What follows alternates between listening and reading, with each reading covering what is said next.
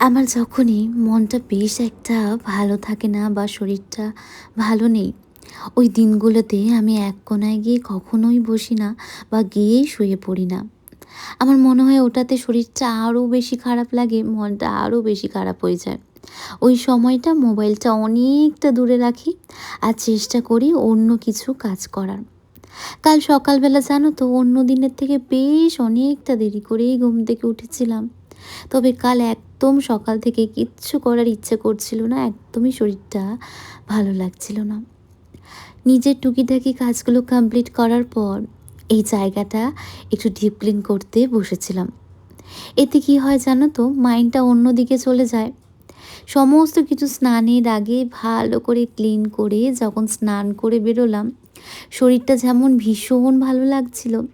লাঞ্চের পর যখন ওখান দিয়ে আসছি, এই জায়গাটা দেখেও বেশ একটা মনটা শান্তি হচ্ছিল। সন্ধেবেলা একদম ছিমছামভাবে নিজের মনের মতো করে একটু ডেকোর করেছি। সাথে এই দুটোও রয়েছে মনটা আরও বেশি ভালো করার জন্য। তোমাদের সাথেও এরকম হয় কিনা আমাকে অবশ্যই জানিও তো। কালকের সন্ধ্যেটা এইভাবেই কাটলো। তাহলে চলো আজ আসি, পরে আবার অনেক গল্প হবে।